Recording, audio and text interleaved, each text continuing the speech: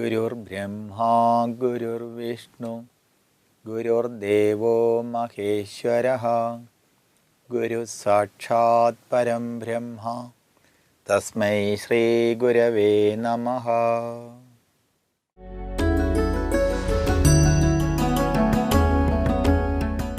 കഴിഞ്ഞ പ്രാവശ്യം നമ്മൾ ചിന്തിച്ചത് ധ്യാനാവസ്ഥിത തദ്ഗതേന മനസാ പശ്യന്തിയം യോഗിനോ എന്ന ശ്ലോകത്തിൻ്റെ വ്യാഖ്യാനമാണ്.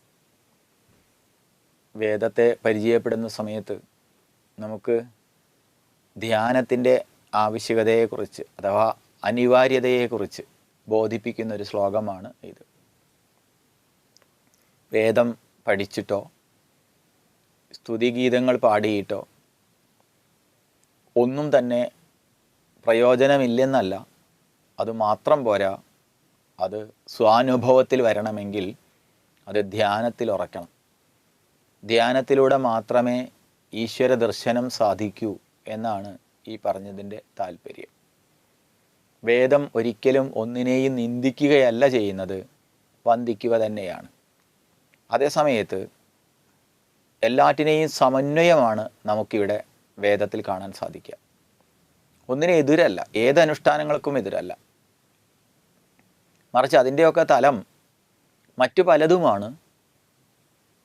അതേസമയത്ത് മുക്തിക്ക്, ശാന്തിക്ക്, സമാധാനത്തിന്, സ്വസ്ഥതയ്ക്ക് നമുക്ക് വേണമോ? ഒന്നുകൂടി നല്ല ഭാഷയിൽ പറഞ്ഞാൽ പരമമായ സ്വാതന്ത്ര്യം നമുക്ക് ലഭിക്കുന്നത് അറിവിൽ നിന്നാണ്. ആ അറിവ് പുസ്തകജ്ഞാനമല്ല എന്നാണ് പറഞ്ഞതിൻ്റെ താല്പര്യം. അവിടെ ധ്യാനാവസ്ഥിത തദ്ഗതേന മനസാ പശ്യന്തിയം യോഗിനോ എന്നുള്ളതിൽ യോഗ ശബ്ദത്തിന് അനുഷ്ഠാനമെന്നും യുജുമേളനെ എന്നുള്ളതും, അതായത് കൂടിച്ചേരുക എന്ന അർത്ഥത്തിലും, യുജ് സമാധൗ എന്നുള്ള പരമമായ അർത്ഥത്തെയും നമ്മൾ ചിന്തിച്ചു. കൂടിച്ചേരുക, ജീവ ബ്രഹ്മ ഐക്യമാകുന്ന കൂടിച്ചേരൽ, അതാണ് യുജുമേളനം എന്ന് പറഞ്ഞാൽ സാമാന്യമായ അർത്ഥം. പ്രാഥമിക തലത്തിൽ അനുഷ്ഠാനം എന്ന അർത്ഥത്തിൽ യോഗ ശബ്ദം ഉപയോഗിക്കുന്നുണ്ട്. അഷ്ടാംഗ യോഗമൊക്കെ വരുന്നത് അതിലാണ്.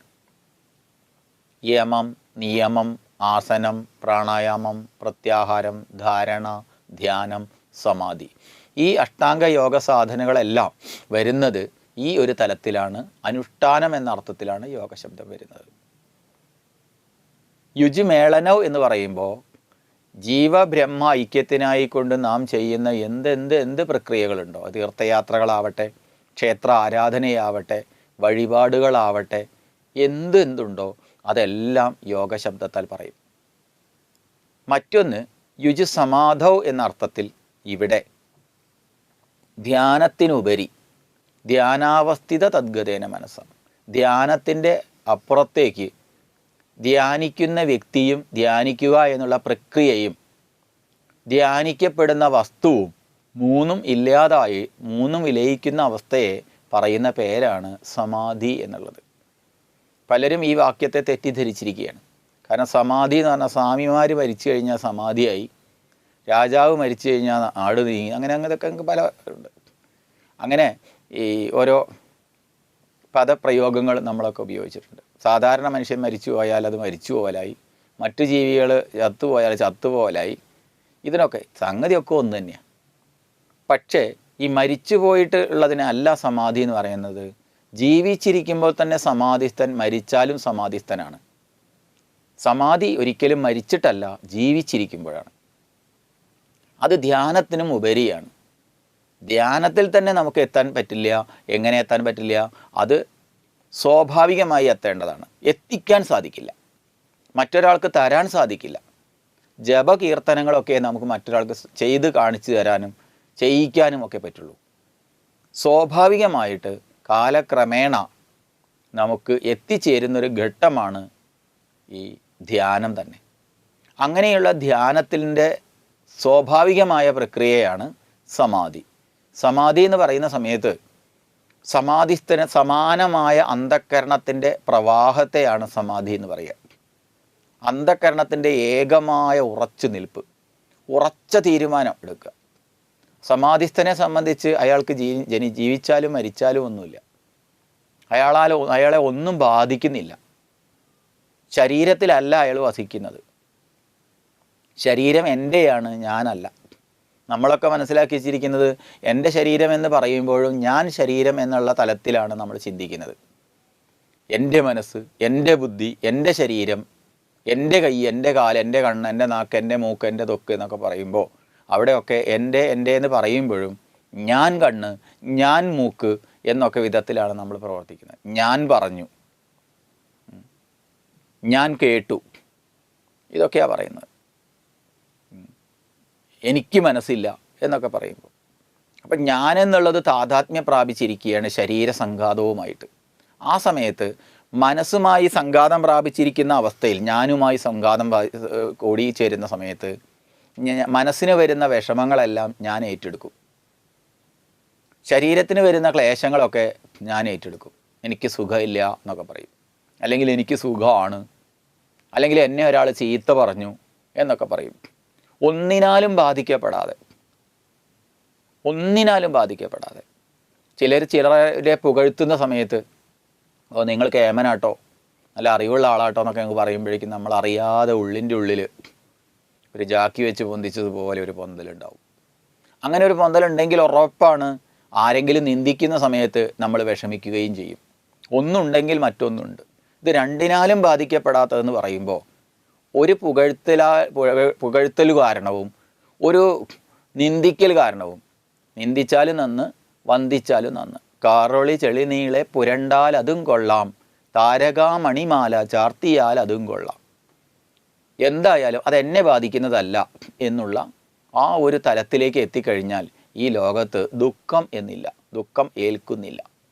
ദുഃഖം ലോകത്തുണ്ട്, ലോകത്ത് ദുഃഖം ഉണ്ടായിക്കോട്ടെ, ലോകത്ത് സുഖം ഉണ്ടായിക്കോട്ടെ, രണ്ടിനാലും ബാധിക്കപ്പെടാത്ത സർവ്വദ്വന്ദ്വ സഹനം എന്ന് പറയും. ദ്വന്ദ്വം എന്ന് പറഞ്ഞാൽ രണ്ടു ചേർന്നത്. ഇവിടെ സുഖമുണ്ടെങ്കിൽ ദുഃഖമുണ്ട്, മാനമുണ്ടെങ്കിൽ അപമാനമുണ്ട്, നിന്ദയുണ്ടെങ്കിൽ സ്തുതിയുണ്ട്, ചൂടുണ്ടെങ്കിൽ തണുപ്പുണ്ട്, പൂജയുണ്ടെങ്കിൽ പരിഭവമുണ്ട്. അതാണ് ലോകം. സുഖം മാത്രമായൊരു ലോകം ഉണ്ടാവില്ല, വെറുതെ സ്വപ്നം കണ്ടിട്ട് പ്രയോജനമില്ല. ദുഃഖം മാത്രമായൊരു ലോകം ഉണ്ടാവില്ല, അതും സ്വപ്നം കണ്ടിട്ട് കാര്യമില്ല. സുഖവും ദുഃഖവും ഒക്കെ മാറി മാറി വരും, രാത്രിയും പകലും പോലെ. പക്ഷേ അതിനാൽ ബാധിക്കപ്പെടാതെ വന്നാൽ യാതൊരു സംശയമില്ല, ആ ഒരവസ്ഥയ്ക്കാണ് സർവതന്ത്ര സ്വതന്ത്രത എന്ന് പറയുക, സ്വാതന്ത്ര്യം. പിന്നെ ആനന്ദം മാത്രമേ ഉള്ളൂ. ഇതൊരു മനോഭാവം കൂടിയാണ്. ഒരു വീട്ടിൽ 2 പേര് വന്നു, 2 പേർക്ക് അര ഗ്ലാസ് വീതം ചായ കൊടുത്തു. ഒരു അര ഗ്ലാസ് ചായ കിട്ടിയ ഒരാൾ, എനിക്ക് അര ഗ്ലാസ് ചായ കിട്ടിയല്ലോ, സംതൃപ്തി. മറ്റേയാൾക്ക് അര ഗ്ലാസ് ചായ തരാൻ കണ്ടതേ. ഇത് ആദ്യം പറഞ്ഞ ആൾക്ക് എന്ത് കിട്ടിയാലും സംതൃപ്തി ആയിരിക്കും. രണ്ടാമത് പറഞ്ഞ ആൾക്ക് ചായയുടെ കുട്ടകത്തിൽ പിടിച്ച് മുക്കിയാലും സംതൃപ്തി ഉണ്ടാവില്ല. കേവലം ചായയുടെ കാര്യത്തിലല്ല, എല്ലാ മേഖലയിലും അയാൾ അസംതൃപ്തനായിരിക്കും.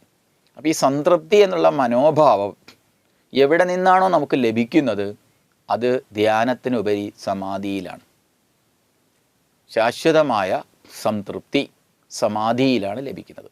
ഈ സമാധിസ്ഥന്മാർക്ക് മരിച്ചാലും നല്ലത്, ജീവിച്ചാലും നല്ലത്. ശരീരത്തിലല്ല അവർ വസിക്കുന്നത്. ഈ ഒരു സ്ഥിതിവിശേഷത്തിലേക്ക് നമ്മെ എത്തിക്കുക എന്ന അർത്ഥത്തിലാണ് സമാധി എന്നുള്ളത് ഈ യോഗ ശബ്ദത്താൽ പറയപ്പെട്ടത്. യോഗം എന്ന് പറഞ്ഞാൽ യുജ് സമാധൗ എന്നാണ് അതിൻ്റെ മുഖ്യമായ അർത്ഥം, ലക്ഷ്യാർത്ഥം. അങ്ങനെയുള്ള ധ്യാനാവസ്ഥിത തദ്ഗതേന മനസ പശ്യന്തിയം യോഗിനോ, അങ്ങനെയുള്ള യോഗിമാർ കാണുന്നു. ജീവിച്ചിരിക്കുന്ന ഒരാൾ സമാധിയെ പ്രാപിച്ചു കഴിഞ്ഞാൽ മരിച്ചാലും സമാധി തന്നെ. മരിച്ചു കഴിഞ്ഞാൽ ശിവക്ഷേത്രമൊക്കെ ആയിട്ടാണ് അങ്ങനെയുള്ള ആളുകളെ നമ്മൾ ശിവക്ഷേത്രമായിട്ടാണ് ആരാധിക്കുക. ഈ സമാധി ഇരുത്തുക എന്നൊക്കെ പറയും. സമാധി ഇരുത്തുക എന്ന് പറയുന്ന സമയത്ത് ഒരു 90 ഡിഗ്രിയിൽ അങ്ങ് കൊണ്ടുപോയി 6 അടി ആഴത്തിൽ കുഴിയെടുത്ത് അതിൽ കുറേ പച്ചക്കർപ്പൂരവും കുറേ രാമച്ചവും കുറേ വെണ്ണീര് എന്ന് പറഞ്ഞാൽ ഭസ്മം, അല്പം പോലും കരിയില്ലാത്ത വെണ്ണീര്, തന്നെ ഭസ്മം, അതൊക്കെ നിറച്ച് ചാക്ക് കണക്കിന് കർപ്പൂരമൊക്കെ നിറച്ച് ലക്ഷക്കണക്കിന് രൂപ വരും ഒരു സമാധി ഇരുത്താൻ. ഒരല്പം പോലും എല്ലോ മറ്റോ ദുഷ്ടോ ഒരല്പം പോലും വ്യാപിക്കില്ല. അത് ജീവിച്ചിരിക്കുമ്പോൾ തന്നെ അദ്ദേഹം ശരീരബോധത്തിലല്ല ഇരിക്കുന്നത്. അതുകൊണ്ട് ജീവിച്ചിരിക്കുമ്പോൾ തന്നെ അങ്ങനെയുള്ളൊരു യോഗി, ഒരു മഹാത്മാവിനെ, അദ്ദേഹത്തെ നമ്മൾ ഈശ്വരനായിട്ടാണ് കാണുന്നത്. ശരീരബോധം, ശരീരം അല്ലത്തിലല്ല താനെന്നുള്ളവർ ഈശ്വരൻ തന്നെയാണ്. അങ്ങനെ ഈശ്വരനായിട്ട് നമ്മൾ പൂജിക്കും. ജീവിച്ചിരിക്കുമ്പോൾ തന്നെ നമുക്ക് ഓരോരുത്തർക്കും എത്തിപ്പെടേണ്ട ഒരു തലമാണ് സമാധി. ഈ സമാധി എന്നുള്ളത് മനസ്സിൻ്റെ, ബുദ്ധിയുടെ, ചിത്തത്തിൻ്റെ, അഹങ്കാരത്തിൻ്റെ വേർതിരിവില്ലാത്ത ആ ഏകമായിരിക്കുന്ന, പറഞ്ഞറിയിക്കാൻ സാധിക്കാത്ത ആ പരമമായ തലത്തെയാണ് സൂചിപ്പിച്ചത്. അത് ജീവിച്ചിരിക്കുമ്പോൾ തന്നെ നേടാൻ സാധിച്ചാൽ അയാൾ മരിച്ചാലും സമാധിസ്ഥൻ. ജീവിച്ചിരിക്കുമ്പോൾ അയാൾക്ക് സാധിക്കില്ലേ, മരിച്ചാലും അയാൾ സമാധിസ്ഥനല്ല. സമാധി ഇരുത്തി എന്ന് പറഞ്ഞാലും സമാധിസ്ഥനല്ല. ഈ ഒരു സ്ഥിതിവിശേഷത്തെയാണ് ഇവിടെ കാണിക്കുന്നത്. പശ്യന്തിയം യോഗിനോ യസ്യ അന്തം, ആരുടെ അന്തമാണോ, അറ്റമാണോ, യസ്യ അന്തം ന വിദു സുരാസുരഗണ ദേവായ തസ്മൈ നമഃ. എന്താ ഈ പറഞ്ഞതിനർത്ഥം? വേദം പഠിച്ചത് കൊണ്ടോ, ന വിദു വേദം പഠിച്ചുകൊണ്ടോ, സുരന്മാർ ദേവന്മാർ, അസുരന്മാർ അസുരന്മാർ തന്നെ. അപ്പം ദേവന്മാരോ അസുരന്മാരോ വേദം പഠിച്ചത് കൊണ്ടോ മാത്രം ഒരാളും തന്നെ ഈശ്വര ദർശനം സാധിക്കുന്നില്ല. ഈശ്വര ദർശനം സാധിക്കണമെങ്കിൽ യാതൊരു സംശയമില്ല, അത് ധ്യാനത്തിൽ അവസ്ഥിതമായിരിക്കണം. ധ്യാനത്തിലൂടെ മാത്രമേ ഈശ്വര സാക്ഷാത്കാരം സാധിക്കൂ എന്ന് പറയുകയാണ്. ഈ സാക്ഷാത്കാരം എന്നുള്ള പദം തന്നെ സംശയലേശമെന്യ അറിയൽ എന്ന അർത്ഥത്തിലാണ് സാക്ഷാത്കാരം എന്ന് പറഞ്ഞിരിക്കുന്നത്. സംശയത്തോടു കൂടിയുള്ള അറിയലല്ല. ഈശ്വര സാക്ഷാത്കാരം എന്ന് പറഞ്ഞാൽ ഈശ്വരന് സംശയമില്ലാതെ അറിയാം. ഇപ്പം നമുക്ക് സംശയമുള്ളത് ശിവനാണോ അതോ വിഷ്ണു ആണോ അതോ വേറെ ആരെങ്കിലും ആണോ, മുത്തപ്പനാണോ അല്ലെങ്കിൽ കുട്ടിച്ചാത്തനാണോ, എങ്ങനെ പല സംശയങ്ങൾ നമുക്കുണ്ട്. ഈശ്വരതത്വത്തെ ശരിക്കും സംശയമില്ലാതെ അറിയുമ്പോൾ ആ അറിയുന്ന ആ അറിവിനെയാണ് സമാധി എന്ന് പറയുക. ആ ഈശ്വര സാക്ഷാത്കാരം നേടാൻ അനുയോജ്യമായ വിശേഷബുദ്ധിയോടൊത്താണ് മനുഷ്യൻ്റെ സൃഷ്ടി എന്ന് പറയുക ചെയ്യുന്നത്. ഇത് ഭാഗവതത്തിലൊക്കെ നമുക്ക് കാണാൻ സാധിക്കും.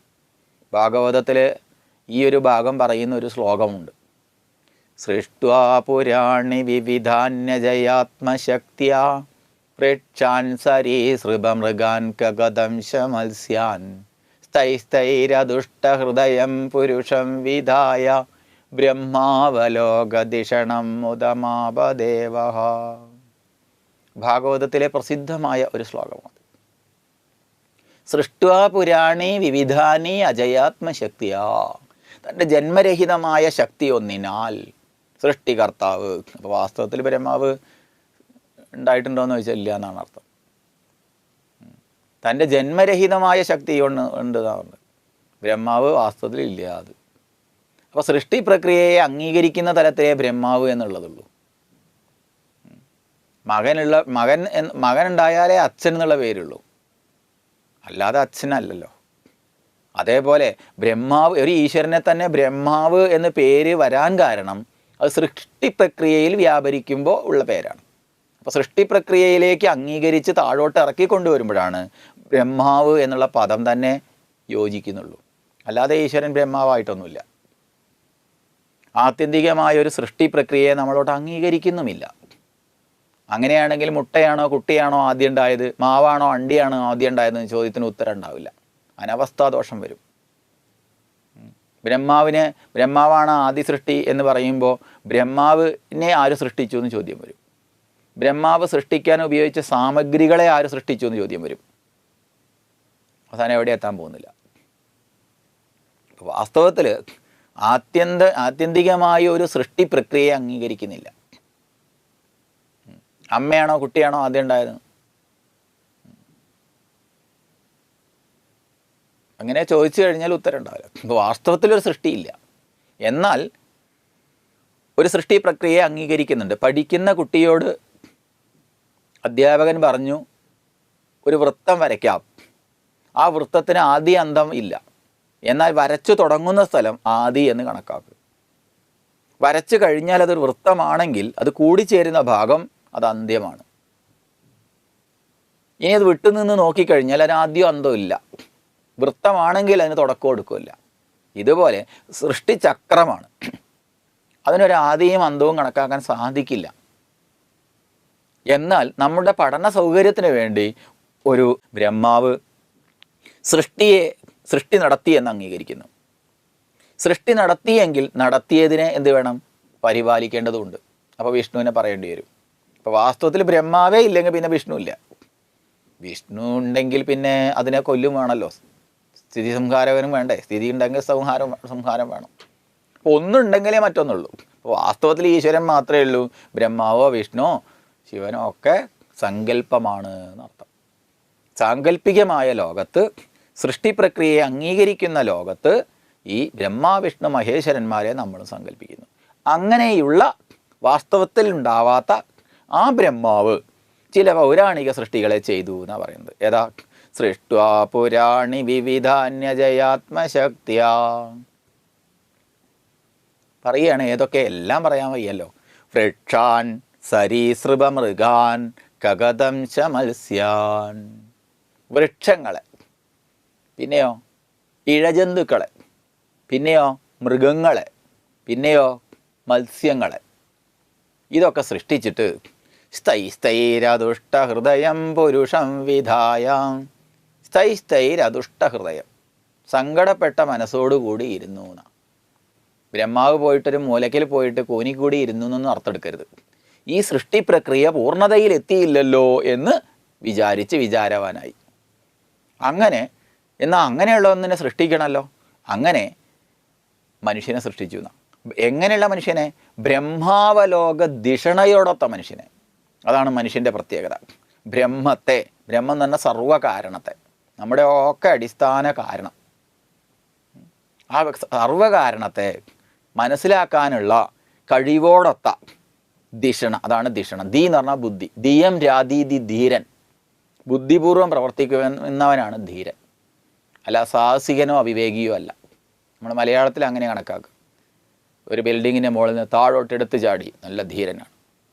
പുഴയിൽ ഒഴുക്കപ്പെട്ട ആളെ, നീന്തലറിയാത്ത ഒരാളെ രക്ഷപ്പെടുത്തി അയാൾ മരിച്ചുപോയി, അത് ധീരനാണ്. ഇതൊന്നും അല്ല ധീരൻ.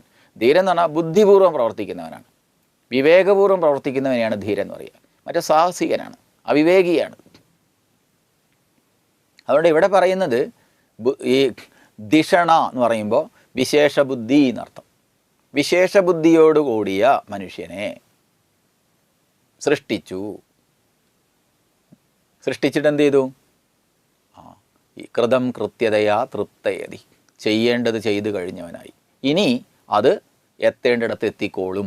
ഈ സൃഷ്ടി പ്രക്രിയ എത്തേണ്ടിടത്ത് എത്തിക്കോളും എന്ന് പറഞ്ഞാൽ ബൗദ്ധിക പരിണാമത്തിൻ്റെ ഉന്നതിയിൽ മനുഷ്യൻ ഈശ്വരനാകുന്നു. ഈശ്വരനിൽ നിന്ന് വന്നു, അങ്ങനെ സർവ്വജീവജലങ്ങളായി 84 ലക്ഷം ജീവയോനികളിലൂടെ പരിക്രിയ കഴിഞ്ഞ് ഇനി എന്തായി? ഇനി മനുഷ്യനായി. ഇനി മനുഷ്യനായിട്ട് ജൈവിക പരിണാമം കഴിഞ്ഞു. ഇനി ജൈവിക പരിണാമം പറയപ്പെട്ടിട്ടില്ല. ഇനി പറയുന്നത് ബൗദ്ധികമായ വളർച്ചയാണ്. ഏത് സയൻസ് പറഞ്ഞാലും മനുഷ്യനാവുന്നത് കുരങ്ങിൽ നിന്നാണെന്നൊക്കെ പറയുന്നുണ്ട്. പക്ഷേ മനുഷ്യനായിട്ട് പിന്നെ എന്താവും എന്ന് പറഞ്ഞിട്ടില്ല. അപ്പം മനുഷ്യനായതിന് ശേഷം ഇനി ജൈവിക പരിണാമം നടക്കുന്നില്ല, ബൗദ്ധിക പരിണാമമാണ്, ബുദ്ധിപരമായ വളർച്ചയാണ്. ആ വിശേഷ ബുദ്ധി കൊണ്ട് ആ മനുഷ്യന് ഈശ്വരനാവാം എന്നാണ് പറഞ്ഞത്. അപ്പോൾ ഈശ്വരനാവാൻ മനുഷ്യനേ പറ്റുള്ളൂ. എന്നിട്ടാണ് നമ്മൾ പറയുന്ന ആൾ ദൈവങ്ങൾ എന്നൊക്കെ പറയുന്നത്. മനുഷ്യനല്ലേ ദൈവമാവാൻ പറ്റുക? പക്ഷേ തലേ ദിവസം വരെ 4 കാലിൽ നടന്ന് പിറ്റേന്ന് വാള് കിട്ടുമ്പോൾ അല്ലെങ്കിൽ പട്ട് കിട്ടുമ്പോൾ ദൈവമാവുന്ന ആ ദൈവത്തെ വേണമെങ്കിൽ ആൾ ദൈവം എന്ന് വിളിച്ചോളൂ. പക്ഷെ വാസ്തവത്തിൽ ബുദ്ധിപരമായ വളർച്ച കൊണ്ട് മനുഷ്യന് ഈശ്വരനാവാം, മനുഷ്യനെ ഈശ്വരനാവാൻ പറ്റൂ. ഈ ഒരു തലത്തിലേക്ക് നമ്മളെ എത്തിക്കുകയാണ്, ഈശ്വര സാക്ഷാത്കാരത്തിലേക്ക് എത്തിക്കുകയാണ് ഭാഗവതത്തിൻ്റെ പോലും ലക്ഷ്യം. അതാണ് പറഞ്ഞുകൊണ്ടുവന്നത്. അതുകൊണ്ട് ഈ ശ്ലോകത്തോടുകൂടി ഈ ധ്യാനാവസ്ഥിത തദ്ഗതേന മനസാ പശ്യന്തിയം യോഗിനോ യസ്യാന്തം ന വിദുസുരാസുരഗണ ദേവായ തസ്മൈ നമ. അങ്ങനെയുള്ള ദേവനായിക്കൊണ്ട് നമസ്കാരം. എങ്ങനെയുള്ള ദേവൻ? അങ്ങനെയുള്ള ദേവൻ. അപ്പോൾ ഇവിടെ എല്ലാ ദേവനും പറയും. ആ ദേവൻ്റെ പേരെനിക്കറിയില്ല. പേരില്ലാത്ത ദേവൻ ഈശ്വരൻ. ഈശ്വരൻ്റെ പറയുന്നതൊന്നും ഈശ്വരനല്ല, ബ്രഹ്മാവല്ല, വിഷ്ണു അല്ല, ഒന്നുമല്ല. പിന്നെ എന്താണ്? എന്തിനെയാണോ ബ്രഹ്മാവെന്നും വിഷ്ണുവെന്നും ശിവനെന്നും കുട്ടിച്ചാത്തനെന്നും ബർക്കുട്ടിയെന്നും ഭൈരവനെന്നും അതെന്നും ഇതെന്നും ഒക്കെ പറയുന്നത്, ആ പറയുന്നതിനെ ഞാനിതാ നമിക്കുന്നു. നാമരൂപങ്ങൾക്കുപരിയുള്ള ആ പരമമായ തത്വത്തിൻ്റെ മുന്നിൽ ഞാൻ തലകുനിക്കുന്നു എന്ന് പറയുകയാണ്. അപ്പോൾ ഇതാണ് ഗീതാധ്യാനം എന്ന പേരിൽ അറിയപ്പെടുന്നത്. സർവവേദസാരമായിരിക്കുന്ന ഗീതയുടെ സർവമഹത്വങ്ങളെയും വിളിച്ചോതുന്ന പോരാ, മധുസൂദന സരസ്വതി സ്വാമികളാൽ എഴുതപ്പെട്ടതെന്നറിയുന്ന ഈ 9 ശ്ലോകങ്ങൾ. ആ 9 ശ്ലോകങ്ങൾ ഇന്ന് പല ആളുകളും പഠിച്ചു വെച്ചതാണ്, പല ആളുകൾക്കും അറിയാം അത്. അതുകൊണ്ട് നമുക്ക് അതിനുപരി ഇനി ഗീതയിലേക്ക് പ്രവേശിക്കാം. ഗീത എന്ന് പറയുമ്പോൾ അനേകം ഗീതകളുണ്ട്. അനേകം ഗീതകളുണ്ടെന്ന് പറയുമ്പോൾ അവിടെ സിനിമാ നടി ഗീത ഉണ്ടാവും, അയൽവാസി ഗീത ഉണ്ടാവും, അതൊക്കെ പെടില്ല. അല്ലാത്ത ഗീതകൾ തന്നെ പറയുന്നുണ്ട്. അതേതാ ഗീതകൾ? അഷ്ടാവക്ര ഗീത, അനുഗീത, മംഗീഗീത, ഗുരുഗീത, രാമഗീത, ഭഗവത്ഗീത, ഇങ്ങനെ ഒരുപാട് ഗീതകളുണ്ട്. ഗീത എന്ന് മാത്രം പറയുന്ന സമയത്ത് നമ്മൾ ഓർക്കുന്നത് ശ്രീമദ് ഭഗവത്ഗീതയാണ്. അതുകൊണ്ട് വേദസാരമായി പറയപ്പെട്ട ഗീത ഏതാന്ന് വെച്ചാൽ ഇതാണ്. ഏത്? ശ്രീമദ് ഭഗവത്ഗീത. ആ ശ്രീമദ് ഭഗവത്ഗീത എവിടെയുള്ളത്? മഹാഭാരതത്തിലാണുള്ളത്. മഹാഭാരതം 18 പർവ്വങ്ങളുള്ളതാണ്. ഓരോ പർവ്വത്തിലും അനേകം അധ്യായങ്ങളുണ്ട്. അങ്ങനെ മൊത്തം 18 പർവ്വങ്ങളിലും കൂടിയായി 2000-ലധികം വരും അധ്യായങ്ങൾ. 1,25,000 ശ്ലോകങ്ങളുണ്ട് ഹരിവംശം അടക്കം. ഹരിവംശം തീർത്തും ശ്രീകൃഷ്ണ കഥകളെ പറയുന്നതാണ്. അങ്ങനെയുള്ള 1,25,000-ഓളം വരുന്ന മഹാഭാരതത്തിൽ, 18 പർവ്വങ്ങളുള്ള മഹാഭാരതത്തിൽ, 2000-ലധികം അധ്യായങ്ങളുള്ള മഹാഭാരതത്തിൽ 6ാം പർവ്വത്തിൻ്റെ പേരാണ് ഭീഷ്മപർവം എന്നുള്ളത്. ആ ഭീഷ്മപർവത്തിൽ ഒരു ഉപപർവം ഉണ്ട്, അതാണ് ഗീതാപർവം. അത് 13ാം അധ്യായം മുതൽക്കാണ് തുടങ്ങുന്നത്. ഭീഷ്മപർവത്തിലെ 13ാം അധ്യായം മുതൽ ഒരു ഉപപർവം ആരംഭിക്കുന്നു, അതിൻ്റെ പേരാണ് ഗീതാപർവം. അങ്ങനെ തുടങ്ങി ഗീതയുടെ സാഹചര്യത്തെ അവതരിപ്പിച്ചുകൊണ്ട് 25ാം അധ്യായത്തിലാണ് ശ്രീമദ് ഭഗവത്ഗീതയിലെ 1ാമത്തെ ശ്ലോകം ഉള്ളത്. 13ാം അധ്യായം മുതൽ ഗീതാപർവം ആരംഭിക്കുന്നുണ്ടെങ്കിലും 25ാം അധ്യായത്തിലെ 1ാമത്തെ ശ്ലോകമാണ് ശ്രീമദ് ഭഗവത്ഗീതയിലെ 1ാമത്തെ ശ്ലോകം.